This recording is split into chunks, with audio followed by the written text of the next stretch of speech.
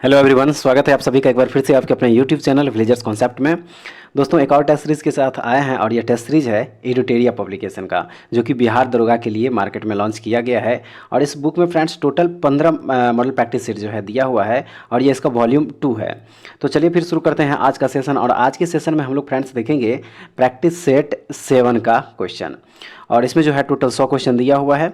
तो चलिए शुरू करते हैं आज का सेशन। लेकिन उससे पहले अगर आप लोग हमारे चैनल पर नए होंगे तो प्लीज़ इस चैनल को एक बार सब्सक्राइब जरूर कर लीजिएगा और बगल में बेल आइकन होगा उसको प्रेस करना बिल्कुल मत भूलिएगा। वीडियो अगर अच्छी लगे तो एक लाइक जरूर कर दीजिएगा और अपने दोस्तों में भी इसको शेयर जरूर कीजिएगा।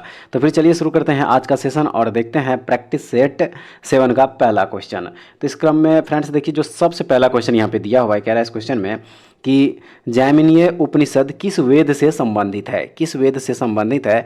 तो यह संबंधित है, याद रखिएगा, सामवेद से। किससे संबंधित रखता है ये? तो यह सामवेद से संबंधित है।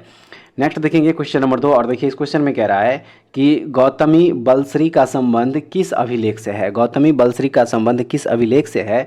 तो इसका संबंध जो है वह नासिक अभिलेख से है। याद रखिएगा, नासिक अभिलेख से। ठीक है फ्रेंड्स।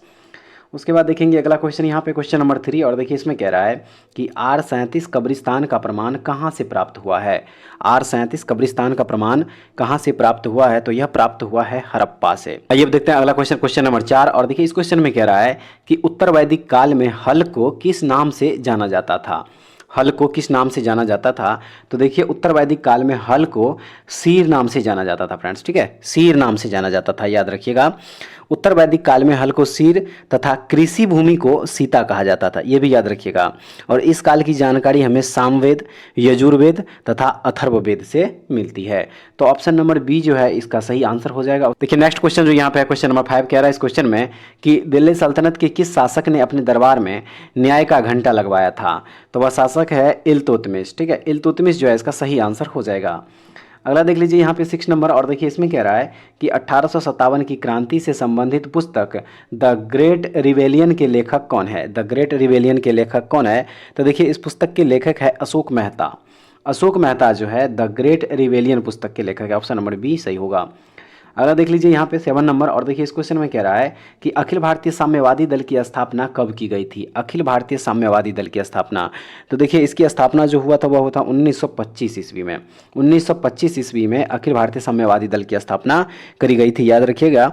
और यह जो है M.N. राय के प्रयास एवं सत्यभक्त के नेतृत्व में किया गया था, याद रखिएगा। उसके बाद देखेंगे अगला क्वेश्चन यहाँ पे क्वेश्चन नंबर 8। ठीक है, क्वेश्चन नंबर 8 देखेंगे फ्रेंड्स, और देखिए क्वेश्चन नंबर 8 जो यहाँ पे दिया हुआ है, कह रहा है इस क्वेश्चन में कि 1905 में कांग्रेस अधिवेशन की अध्यक्षता निम्न में से किसने की थी। निम्न में से किसने की थी? सही होगा इसका, देखिए गोपाल कृष्ण गोखले। 1905 के कांग्रेस अधिवेशन की अध्यक्षता जो है वह गोपाल कृष्ण गोखले के द्वारा किया गया था, और यह अधिवेशन बनारस में आयोजित किया गया था। ठीक है फ्रेंड्स, और इसी अधिवेशन में स्वदेशी आंदोलन को समर्थन प्रदान किया गया था। तो ऑप्शन नंबर बी इसका सही आंसर हो जाएगा। अगला देख लेते हैं यहाँ पे 9 नंबर क्वेश्चन। देखिए इस क्वेश्चन में कह रहा है यहाँ पे कि 1937 में हुए प्रांतीय चुनाव में कांग्रेस को कुल कितने प्रांतों में पूर्ण बहुमत प्राप्त हुआ था। कांग्रेस को कुल कितने प्रांतों में पूर्ण बहुमत प्राप्त हुआ था? तो यह हुआ था, याद रखिएगा, 5 प्रांतों में। ठीक है, यह हुआ था 5 प्रांतों में, और वह 5 प्रांत कौन कौन से थे? तो पहला मद्रास, दूसरा संयुक्त प्रांत, तीसरा यहाँ पे हो जाएगा मध्यम प्रांत, चौथा बिहार, और 5वां जो है वह ओडिशा हो जाएगा। ठीक है फ्रेंड्स, तो 1937 में हुए प्रांतीय चुनाव में कांग्रेस को कुल 5 प्रांतों में पूर्ण बहुमत प्राप्त हुआ था, याद रखिएगा। अगला क्वेश्चन देख लीजिए यहाँ पे क्वेश्चन नंबर 10 में क्या कह रहा है। देखिए इसमें कह रहा है यहाँ पे क्वेश्चन नंबर 10 में कि निम्न में से कौन सा कार्य लॉर्ड वेलेस्ली द्वारा नहीं किया गया था।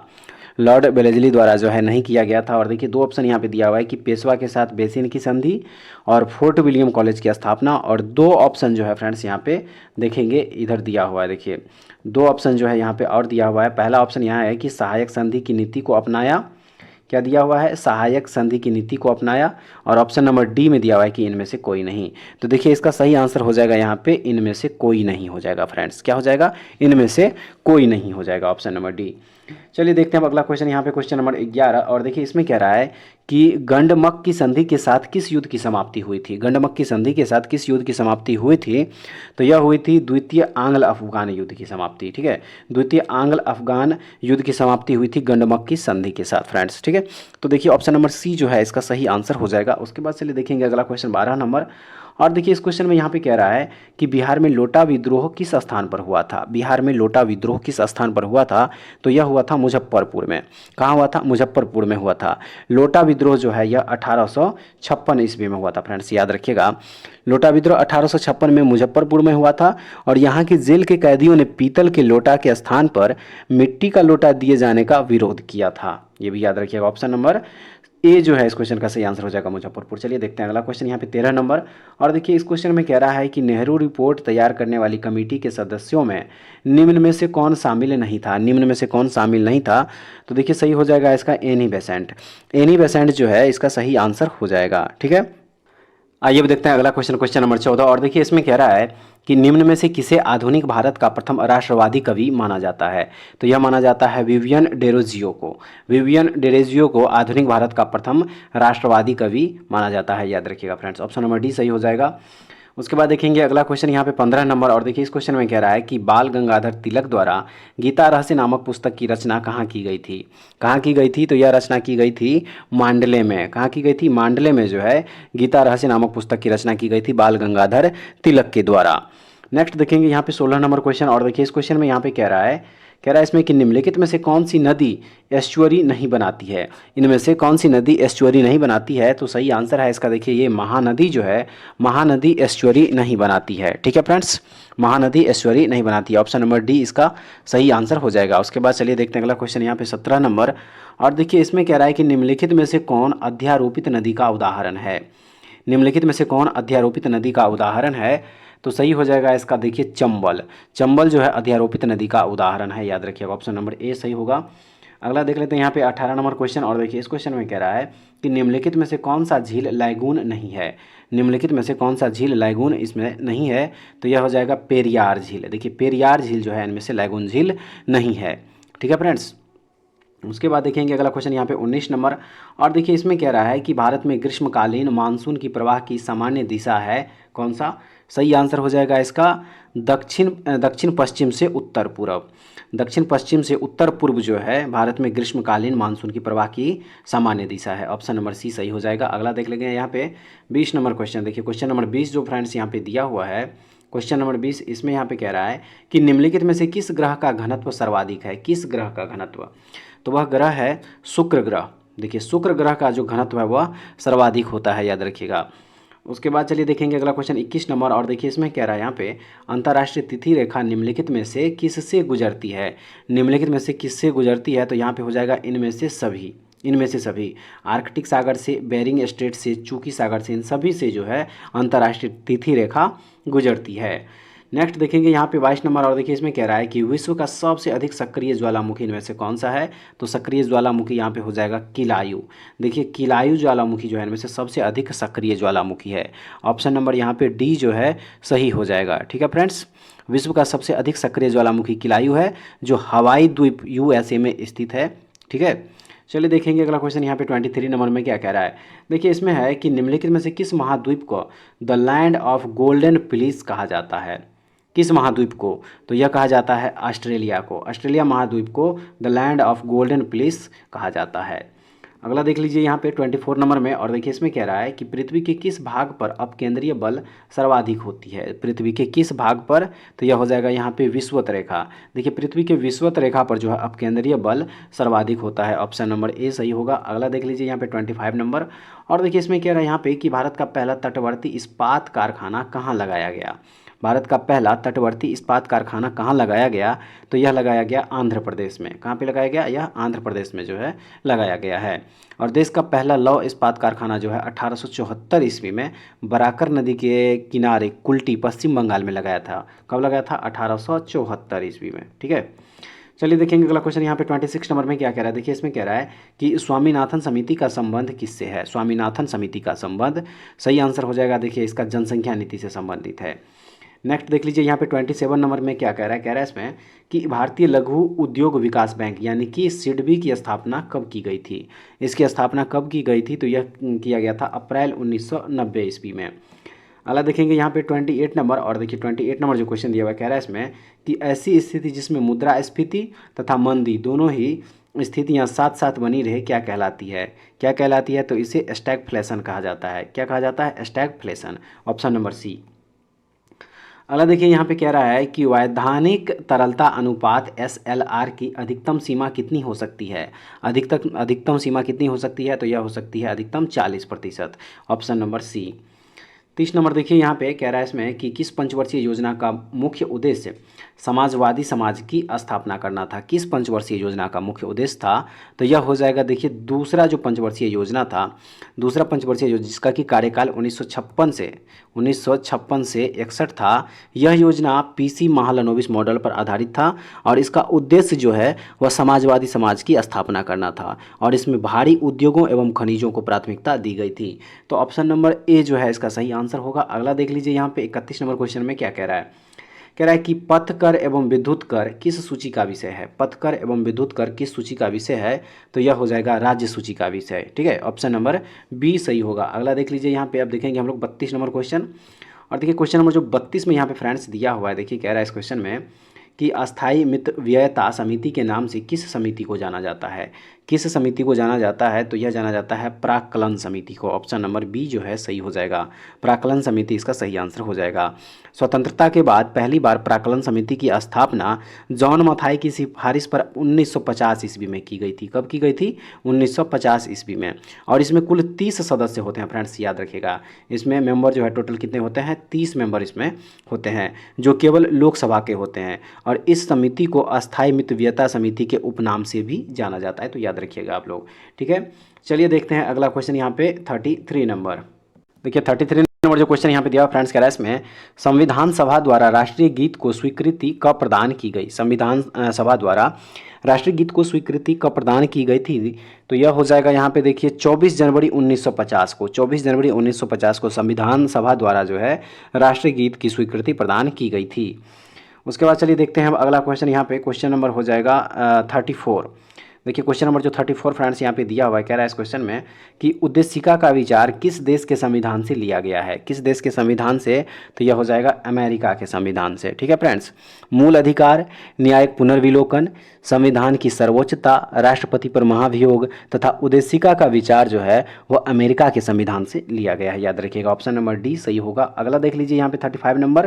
देखिए क्वेश्चन नंबर 35 जो फ्रेंड्स यहाँ पे दिया हुआ है, 35 नंबर जो दिया हुआ है यहाँ पे देखिए क्वेश्चन यहाँ पे देखिए कह रहा है इसमें कि राष्ट्रपति पर महाभियोग की प्रक्रिया के संबंध में निम्न में से कौन सा कथन सही नहीं है? कौन सा कथन? तो देखिए ऑप्शन नंबर जो बी दिया हुआ है कि राष्ट्रपति को कम से कम 6 सप्ताह पूर्व सूचना देना होगा। यह कथन जो है यहाँ पे क्या हो जाएगा? सही नहीं होगा। अगर देखेंगे यहाँ पे 36 नंबर क्वेश्चन में क्या कह रहा है, देखिए क्वेश्चन नंबर जो 36 है फ्रेंड्स यहाँ पे कह रहा है इस क्वेश्चन में कि जिला स्तरीय निकाय को लोकतांत्रिक विकेंद्रीकरण में महत्वपूर्ण स्थान देने का सुझाव किस समिति ने दिया था? किस समिति ने दिया था? तो यह दिया था, याद रखिएगा, GV के राव समिति ने। GV के राव समिति, ऑप्शन नंबर डी सही होगा। अगला देख लीजिए यहाँ पे 37 नंबर। और देखिए इसमें कह रहा है कि अनुसूचित जाति तथा जनजाति आयोग का गठन किस संविधान संशोधन द्वारा किया गया था? किस संविधान संशोधन के द्वारा? तो यह किया गया था 65वां संविधान संशोधन के द्वारा।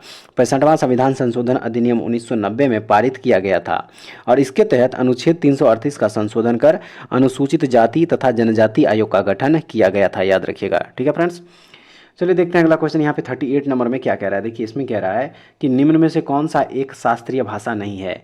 निम्न में से कौन सा एक शास्त्रीय भाषा नहीं है? तो देखिए यहाँ पे 38 में हो जाएगा ये बांग्ला जो है, बांग्ला एक शास्त्रीय भाषा नहीं है। बाकी तमिल, मलयालम, संस्कृत ये तीनों के तीनों जो है शास्त्रीय भाषा है। चलिए देखेंगे अगला क्वेश्चन यहाँ पे 39 नंबर में क्या कह रहा है। देखिए क्वेश्चन नंबर जो 39 फ्रेंड्स यहाँ पे दिया हुआ है, देखिए कह रहा है इस क्वेश्चन में कि निम्नलिखित में कौन संवैधानिक निकाय के अंतर्गत नहीं आते हैं?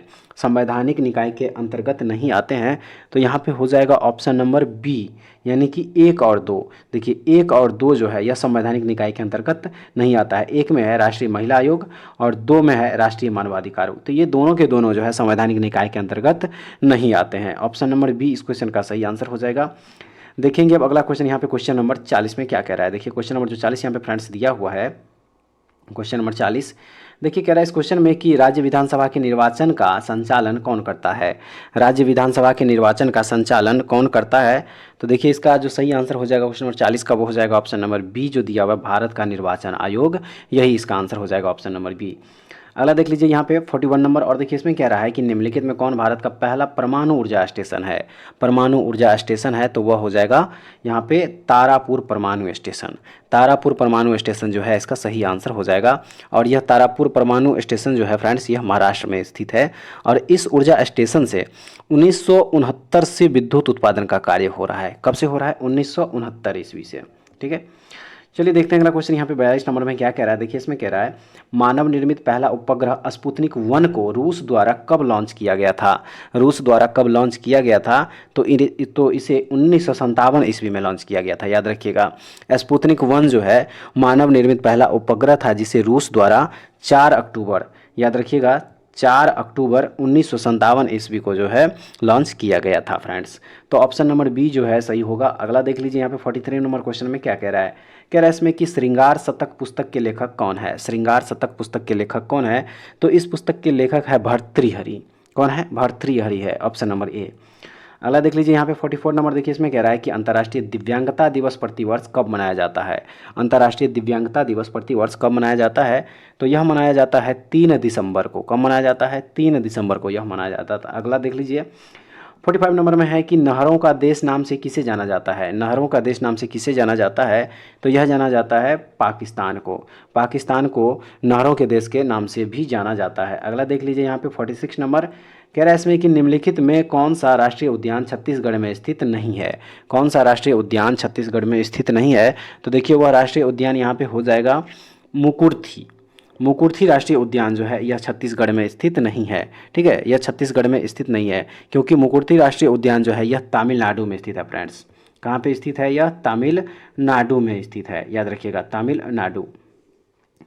अगला देख लीजिए यहाँ पे 47 नंबर, और देखिए इस क्वेश्चन में कह रहा है कि निम्न में कौन जैव निम्नीकृत प्रदूषक का उदाहरण नहीं है। निम्न में कौन जैव निम्नीकृत प्रदूषक का उदाहरण नहीं है?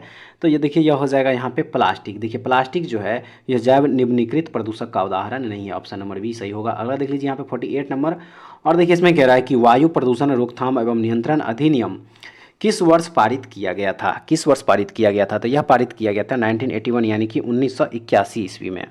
ठीक है, वायु प्रदूषण रोकथाम एवं नियंत्रण अधिनियम जो है यह 1981 ईस्वी में पारित किया गया था, ऑप्शन नंबर सी सही हो जाएगा। अगला देख लीजिए यहाँ पे, देखिए कि कह रहा है इसमें कि भूतापीय ऊर्जा से संबंधित क्षेत्र पूगा घाटी कहाँ स्थित है। पूगा घाटी कहाँ स्थित है? तो याद रखिएगा यह लद्दाख में स्थित है। कहाँ पे? लद्दाख में। नेक्स्ट देख लीजिए यहाँ पे 50 नंबर, देखिए कह रहा है इसमें कि सोनारा 64 किस फसल की प्रमुख किस्म है। किस फसल की? सही आंसर है इसका देखिए यह गेहूं जो है, गेहूं इसकी प्रमुख किस्म है सोनारा 64। अगला देख लीजिए यहाँ पे 51 नंबर, और देखिए इसमें है कि जब दो अस्थियां आपस में एक दूसरे से जुड़ी होती है तो उसे क्या कहा जाता है। तो उसे क्या कहा जाता है? तो देखिए उसे स्नायु कहा जाता है। जब दो अस्थियां आपस में एक दूसरे से जुड़ी होती है तो उसे स्नायु कहा जाता है, ऑप्शन नंबर डी। अगला देखेंगे यहाँ पे 52 नंबर क्वेश्चन। देखिए 52 नंबर क्वेश्चन जो फ्रेंड्स यहाँ पे दिया हुआ है, देखिए कह रहा है इस क्वेश्चन में कि निम्न में से कौन सा उपार्जित लक्षण है। निम्न में से कौन सा उपार्जित लक्षण है? तो यह हो जाएगा शरीर का वजन। देखिए शरीर का जो वजन है यह उपार्जित लक्षण कहलाता है। नेक्स्ट है 53 नंबर, और इसमें है कि इंसुलिन हार्मोन में पॉलीपेप्टाइड श्रृंखलाएं किस बंध द्वारा जुड़ी होती है। किस बंध द्वारा जुड़ी होती है? तो यह जुड़ी हुई होती है डाइसल्फाइड बॉन्ड के द्वारा, ऑप्शन नंबर डी सही होगा। अगला क्वेश्चन यहाँ पे दिया 54 नंबर में, कह रहा है इसमें कि फसलों पर डीडीटी के छिड़काव से क्या प्रदूषित होता है। सही आंसर हो जाएगा इसका ऑप्शन नंबर बी, वायु, मृदा तथा जल, ये तीनों जो है प्रदूषित होता है, ऑप्शन नंबर बी सही होगा। अगला देख लीजिए 55 नंबर, और देखिए इसमें कह रहा है यहाँ पे कि निम्नलिखित में कौन सा सही सुमेलित नहीं है। निम्नलिखित में कौन सा सही सुमेलित नहीं है? तो इसमें देखिए यहाँ पे जो 55 का हो जाएगा वो हो जाएगा ए, साल्मोनेला जो यहाँ पे कुष्ठ रोग दिया हुआ है, साल्मोनेला कुष्ठ रोग, यह जहाँ पे है सुमेलित नहीं होगा। ठीक है फ्रेंड्स, साल्मोनेला जो है यह यहाँ पे कुष्ठ रोग नहीं बल्कि यहाँ पे क्या होगा, टाइफाइड होगा। क्या हो जाएगा? यहाँ पे टाइफाइड हो जाएगा। ठीक है, साल्मोनेला टाइफोसा के द्वारा जो है टाइफाइड रोग होता है, याद रखिएगा। उसके बाद देखेंगे अगला क्वेश्चन यहाँ पे 56 नंबर, और देखिए इसमें कह रहा है कि निम्न में से कौन अंडा देने वाला स्तनधारी है। स्तनधारी है तो देखिए वो हो जाएगा एकिडना। एकिडना जो है अंडा देने वाला स्तनधारी, ऑप्शन नंबर ए। नेक्स्ट देखिए 57 नंबर, और देखिए इसमें कह रहा है कि मानव शरीर में पाचन का अधिकांश भाग किस अंग में संपन्न होता है। किस अंग में संपन्न होता है? तो वह होता है छोटी आंत में। मानव शरीर में पाचन का अधिकांश भाग जो है वह छोटी आंत में संपन्न होता है, याद रखिएगा। 58 नंबर क्वेश्चन देखेंगे यहाँ पे कि किस प्रकार के कोशिका विभाजन में गुणसूत्रों के बीच आनुवांशिक पदार्थों का आदान प्रदान होता है। किस प्रकार के कोशिका विभाजन में, तो वो ये होता है अर्धसूत्री, जिसको कि मियोसिस कहा जाता है। Option number B. नेक्स्ट देखिए 59 नंबर, और इसमें है कि एक अवतल लेंस के सामने रखे वस्तु का प्रतिबिंब कैसा होगा। एक अवतल लेंस के सामने रखे वस्तु का प्रतिबिंब कैसा होगा, तो वह हो जाएगा यहाँ पे सीधा। कैसा होगा, सीधा होगा। उसके बाद चलिए देखते हैं अब अगला क्वेश्चन। आइए अब देखते हैं अगला क्वेश्चन, क्वेश्चन नंबर 60। और देखिए इस क्वेश्चन में कह रहा है कि रॉकेट किस सिद्धांत पर कार्य करता है। रॉकेट किस सिद्धांत पर कार्य करता है, तो देखिए रॉकेट जो है यह संवेग संरक्षण के सिद्धांत पर कार्य करता है। और ऑप्शन के हिसाब से यहाँ पे संवेग संरक्षण का सिद्धांत जो है वो नहीं दिया हुआ है, तो यहाँ पे हो जाएगा ऑप्शन नंबर डी, इनमें से कोई नहीं। ठीक है, अगला क्वेश्चन देख लीजिए यहाँ पे 61 में। इसमें कह रहा है कि वोल्टीय सेल में विद्युत अपघटय के रूप में किसका उपयोग किया जाता है। विद्युत अपघटय के रूप में किसका उपयोग किया जाता है, तो यह सल्फ्यूरिक एसिड का जो है इस्तेमाल किया जाता है। नेक्स्ट देखेंगे यहाँ पे 62 नंबर, और देखिए इसमें कह रहा है कि सबसे ज़्यादा श्यानता होती है किसमें। सबसे ज़्यादा श्यानता होती है किसकी, तो यह हो जाएगा यहाँ पे शहद की। देखिए शहद की श्यानता जो है यहाँ पे सबसे अधिक होती है। उसके बाद देखिए यहाँ पे 63 नंबर क्वेश्चन यहाँ पे देखेंगे। देखिए क्वेश्चन नंबर 63 जो फ्रेंड्स यहाँ पे दिया हुआ है, देखिए कह रहा है इस क्वेश्चन में कि आधुनिक आवर्त सारणी के 5वें आवर्त में कुल तत्वों की संख्या कितनी है। कुल तत्वों की संख्या, सही आंसर है इसका देखिए 18। आवर्त सारणी के 5वें आवर्त में कुल तत्वों की संख्या कितनी है, तो 18 है। नेक्स्ट देखेंगे यहाँ पे 64 नंबर, और देखिए इसमें है कि निम्नलिखित में से कौन ठोस, द्रव और गैस तीनों रूपों में पाया जाता है। निम्नलिखित में से कौन ठोस, द्रव और गैस तीनों रूपों में पाया जाता है, तो वह हो जाएगा देखिए अधातु। अधातु जो है यह ठोस, द्रव और गैस तीनों रूपों में पाया जाता है। नेक्स्ट है यहाँ पे 65 नंबर, और देखिए इसमें है कि निम्नलिखित में से कौन सा एक रेडियो एक्टिव तत्व नहीं है। कौन सा एक रेडियो एक्टिव तत्व इनमें से नहीं है, तो वो हो जाएगा देखिए टाइटेनियम। ये टाइटेनियम जो है एक रेडियो एक्टिव तत्व नहीं है। अगला देख लीजिए यहाँ पे कह रहा है इसमें कि यूरिया का रासायनिक सूत्र क्या है। यूरिया का रासायनिक सूत्र, तो देखिए यूरिया का जो रासायनिक सूत्र होता है वो होता है यहाँ पे ऑप्शन नंबर डी में जो दिया हुआ है, ऑप्शन नंबर डी हो जाएगा इसका। उसके बाद चलिए देखते हैं अगला क्वेश्चन यहाँ पे। अगला क्वेश्चन 67 नंबर, और देखिए इसमें कह रहा है कि नायलॉन बनाई जाती है किससे। नायलॉन किससे बनाई जाती है, तो यह बनाई जाती है पॉलीएमाइड से। ऑप्शन नंबर सी सही हो जाएगा। अगला देख लीजिए 68 नंबर, और इसमें कह रहा है ध्वनि तरंग के संबंध में क्या गलत है। ध्वनि तरंग के संबंध में क्या गलत है, तो यह हो जाएगा ध्वनि का चाल निर्वात में 3 × 10⁸ मीटर पर सेकेंड होता है। ठीक है, यह यहाँ पे क्या हो जाएगा, गलत हो जाएगा फ्रेंड्स। यह यहाँ पे क्या होगा, गलत हो जाएगा। उसके बाद देखेंगे यहाँ पे अगला क्वेश्चन देखिए 69 नंबर में क्या दिया हुआ है। दिया इसमें कि एक विद्युत जनित्र यानी कि जनरेटर रूपांतरित करता है किसको किस में, तो सही होगा इसका यह यांत्रिक ऊर्जा को विद्युत ऊर्जा में रूपांतरित करता है। एक विद्युत जनित्र जो है यह एक यांत्रिक ऊर्जा को क्या करता है, विद्युत ऊर्जा में रूपांतरित करता है। अगला देखेंगे 70 नंबर, और देखिए इसमें है कि निम्न में से कौन सा मूल मात्रक नहीं है। निम्न में से कौन सा मूल मात्रक नहीं है, तो देखिए ओम जो है यह मूल मात्रक नहीं है। अगला क्वेश्चन देखेंगे, कह रहा है इसमें कि केंद्रीय बजट 2023-24 के अनुसार प्राथमिक घाटा का अनुमान लगाया गया है कितना, तो सही आंसर हो जाएगा देखिए इसका option number B. Option number B जो है इसका सही आंसर हो जाएगा। अगला देखेंगे यहाँ पे 72 नंबर क्वेश्चन, और देखिए इसमें दिया हुआ है कि उच्च गुणवत्ता वाली बागवानी फसल उत्पादन के लिए किस कार्यक्रम की शुरुआत की घोषणा केंद्रीय बजट 2023-24 में की गई है। किस कार्यक्रम की शुरुआत की घोषणा, सही आंसर है इसका देखिए यहाँ पे आत्मनिर्भर बागवानी स्वच्छ पौधा कार्यक्रम। यह जो है यहाँ पे शुरुआत की इसकी जो है शुरुआत की घोषणा करी गई है। ऑप्शन नंबर ए सही हो जाएगा। अगला देखिए यहाँ पे 73 नंबर, और देखिए इस क्वेश्चन में यहाँ पे कह रहा है कि आर्थिक समीक्षा 2022-23 के अनुसार विश्व में दुग्ध उत्पादन में भारत का स्थान कौन सा है, तो इसमें भारत का स्थान जो है वह हो जाएगा पहला, ऑप्शन नंबर ए। देखेंगे अब अगला क्वेश्चन यहाँ पे 74 नंबर फ्रेंड्स।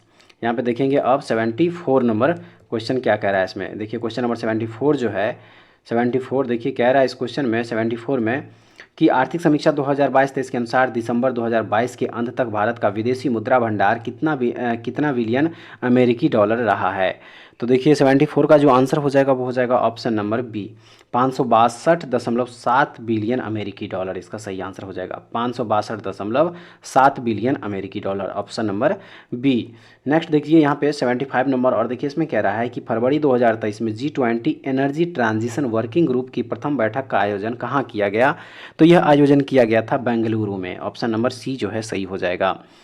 उसके बाद देखते हैं अगला क्वेश्चन 76 नंबर, और देखिए इसमें कह रहा है कि किस केंद्रीय मंत्रालय ने 2022 में युवा 2.0 योजना का शुभारंभ किया है। किस केंद्रीय मंत्रालय ने, तो वह केंद्रीय मंत्रालय है शिक्षा मंत्रालय। ऑप्शन नंबर ए जो है सही हो जाएगा। नेक्स्ट देखिए यहाँ पे 77 नंबर, और देखिए इसमें कह रहा है कि भारत सरकार द्वारा किस तिथि को राष्ट्रीय स्टार्टअप दिवस मनाने की घोषणा की गई है, किस तिथि को। तो सही आंसर हो जाएगा इसका देखिए 16 जनवरी। 16 जनवरी को जो है भारत सरकार के द्वारा राष्ट्रीय स्टार्टअप दिवस मनाने की घोषणा करी गई है। उसके बाद देख लेते हैं अगला क्वेश्चन। यहाँ पे कह रहा है निम्नलिखित में से कौन सा ऑपरेशन रेलवे सुरक्षा बल द्वारा शुरू किया गया है। निम्नलिखित में से कौन सा ऑपरेशन रेलवे सुरक्षा बल के द्वारा शुरू किया गया, तो उस ऑपरेशन का नाम इनमें से हो जाएगा इनमें से सभी। देखिए ऑपरेशन नारकोस, ऑपरेशन उपलब्ध, ऑपरेशन आहट, ये सभी के सभी जो है रेलवे सुरक्षा बल के द्वारा शुरू किया गया था। अगला देखेंगे यहाँ पे 79 नंबर, देखिए इसमें कह रहा है कि 17वीं भारत वन स्थिति रिपोर्ट 2021 के अनुसार सर्वाधिक मैंग्रोव वन में वृद्धि करने वाला राज्य या केंद्र शासित प्रदेश इनमें से कौन सा है, तो वह हो जाएगा यहाँ पे देखिए option number B Odisha. Odisha राज्य जो है इसका सही आंसर है। नेक्स्ट देखेंगे 80 नंबर क्वेश्चन, और देखिए इसमें कह रहा है कि निम्नलिखित में से किस समुद्री तट को 2022 में ब्लू फ्लैग लिस्ट में शामिल किया गया। किस समुद्री तट को, तो वह समुद्री तट है कदमत बीच। ठीक है, कदमत बीच जो है यहाँ पे सही आंसर हो जाएगा ऑप्शन नंबर ए। अगला देख लीजिए यहाँ पे 81 नंबर, और देखिए इसमें कह रहा है कि किस नियम के अनुसार पूरे देश में 1 जुलाई 2022 से एकल उपयोग वाले प्लास्टिक वस्तुओं को निर्माण, आयात, बिक्री और उपयोग पर पूर्ण प्रतिबंध लगा दिया गया है। सही आंसर हो जाएगा इसका देखिए प्लास्टिक अपशिष्ट प्रबंधन संशोधन नियम 2021। चलिए देखते हैं अगला क्वेश्चन यहाँ पे 82 नंबर, और देखिए इसमें कह रहा है कि कोप 27 सम्मेलन का आयोजन कहाँ किया गया। कोप 27 सम्मेलन का आयोजन कहाँ किया गया, तो यह आयोजन किया गया था मिस्र में। ऑप्शन नंबर ए जो है सही हो जाएगा। उसके बाद चलिए देखते हैं यहाँ पे अगला क्वेश्चन क्या कह रहा है। देखिए क्वेश्चन नंबर 83 में कह रहा है कि भारत के प्रमुख पदाधिकारी में से कौन सुमेलित नहीं है। कौन सुमेलित नहीं है, सही आंसर है इसका देखिए राजस्व सचिव जो यहाँ दिया हुआ है सुनील बर्थवाल, यह यहाँ पे सुमेलित नहीं होगा। ठीक है फ्रेंड्स, राजस्व सचिव सुनील बर्थवाल जो है यहाँ पे क्या हो जाएगा, सही सुमेलित नहीं होगा। राजस्व सचिव जो है वर्तमान में वो है संजय मल्होत्रा। कौन है, संजय मल्होत्रा है फ्रेंड्स, याद रखिएगा संजय मल्होत्रा। ठीक है, तो यहाँ पे सुनील बर्थवाल जो है यहाँ पे क्या होगा, सही सुमेलित नहीं होगा। ऑप्शन नंबर डी इस क्वेश्चन का सही आंसर होगा। अगला देख लीजिए 84 नंबर, और देखिए 84 नंबर जो क्वेश्चन यहाँ पे कह रहा है इसमें कि विश्व आर्थिक स्वतंत्रता सूचकांक 2022 में भारत का स्थान कौन सा है। भारत का स्थान कौन सा है, तो सही हो जाएगा 131वां।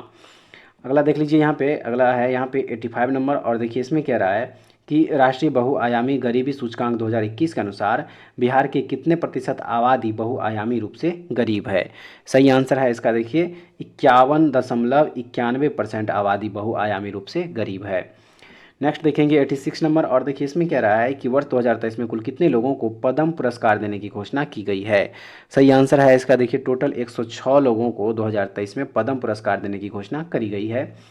नेक्स्ट देखेंगे 87 नंबर, और देखिए और इसमें कह रहा है कि 68वां राष्ट्रीय फिल्म पुरस्कार 2022 में सर्वश्रेष्ठ फीचर फिल्म पुरस्कार के लिए किस फिल्म को चुना गया। किस फिल्म को चुना गया, तो यह चुना गया था सोराराई पोट्रू को। Option number A. अगला देखेंगे 88 नंबर, और इसमें है कि 17वां प्रवासी भारतीय दिवस सम्मेलन कहाँ आयोजित किया गया, तो यह आयोजित किया गया था, याद रखिएगा मध्य प्रदेश के इंदौर में। ऑप्शन नंबर डी सही होगा। नेक्स्ट देखेंगे 89 नंबर, और इसमें कह रहा है कि नवंबर 2022 में आयोजित 41वां भारत अंतर्राष्ट्रीय व्यापार मेला का आयोजन कहाँ किया गया, तो इसका आयोजन किया गया नई दिल्ली में। कहाँ किया गया, नई दिल्ली में इसका आयोजन किया गया था। नेक्स्ट है 90 नंबर क्वेश्चन, और देखिए इसमें कह रहा है कि मुख्यमंत्री शिक्षा पुरस्कार योजना किस राज्य की एक प्रमुख योजना है। किस राज्य की, तो यह ओडिशा राज्य की एक प्रमुख योजना है, याद रखिए ऑप्शन नंबर सी सही होगा। नेक्स्ट है 91 नंबर, और देखिए इसमें कह रहा है कि द इंडियन स्टोरी पुस्तक के लेखक कौन है। द इंडियन स्टोरी पुस्तक के लेखक कौन है, तो सही आंसर हो जाएगा इसका बीमल जालान। देखिए बीमल जालान के द्वारा जो इंडियन स्टोरी पुस्तक लिखा गया है। नेक्स्ट देखेंगे 92 नंबर, और देखिए इसमें कह रहा है कि फेम योजना के तहत कौन सा राज्य इलेक्ट्रिक वाहन खरीदने वाले राज्यों की सूची में सबसे ऊपर है, तो सबसे ऊपर है इसमें महाराष्ट्र। ऑप्शन नंबर डी सही होगा। चलिए देखते हैं नेक्स्ट क्वेश्चन यहाँ पे 93 नंबर क्वेश्चन 93 में क्या कह रहा है। देखिए यहाँ पे क्वेश्चन नंबर जो 93 दिया हुआ फ्रेंड्स, इस क्वेश्चन में यहाँ पे कह रहा है कि निम्नलिखित में से किस कंपनी ने संयुक्त रूप से भारत का पहला हाइड्रोजन आंतरिक दहन इंजन प्रौद्योगिकी समाधान लॉन्च किया है। किस कंपनी ने, तो वह कंपनी हो जाएगा यहाँ पे देखिए रिलायंस इंडस्ट्रीज और Ashok Leyland. Option number C सही होगा। नेक्स्ट देखेंगे 94 नंबर, और देखिए 94 नंबर क्वेश्चन में यहाँ पे कह रहा है कि दुनिया का पहला 3D प्रिंटेड रॉकेट टेरॉन 1 को किसके द्वारा लॉन्च किया गया। किसके द्वारा लॉन्च किया गया, तो यह लॉन्च किया गया था रिलेटिविटी स्पेस के द्वारा। रिलेटिविटी स्पेस के द्वारा जो है इसे लॉन्च किया गया था। नेक्स्ट है 95 नंबर, और देखिए इसमें कह रहा है कि हाल ही में प्रधानमंत्री नरेंद्र मोदी ने किस राज्य में शिवमोगा हवाई अड्डे का उद्घाटन किया है। शिवमोगा हवाई अड्डे का सही आंसर है इसका देखिए ऑप्शन नंबर सी हो जाएगा, कर्नाटक में। अगला देख लीजिए यहाँ पे 96 नंबर, और देखिए मैथ का क्वेश्चन है फ्रेंड्स, इसका आंसर बताते चलें। देखिए 96 में यहाँ पे कह रहा है, जो इसका आंसर दिया हुआ 96 का वो हो जाएगा ऑप्शन नंबर डी 60 ग्राम, इसका 60 ग्राम हो जाएगा। अगला है 97 नंबर, और देखिए इस क्वेश्चन का जो आंसर हो जाएगा 97 का वो हो जाएगा ऑप्शन नंबर डी, इसका 5 इसका आंसर होगा। अगला देखिए 98 नंबर, देखिए 98 का जो आंसर हो जाएगा वो हो जाएगा ऑप्शन नंबर यहाँ पे बी 113, ठीक है। यहाँ पे क्या हो जाएगा 113 हो जाएगा, 98 में क्या होगा 113 हो जाएगा फ्रेंड्स। उसके बाद चलिए देखते हैं अगला क्वेश्चन 99 नंबर, और देखिए 99 का जो आंसर हो जाएगा वो हो जाएगा option number A 10:12:15, option number A.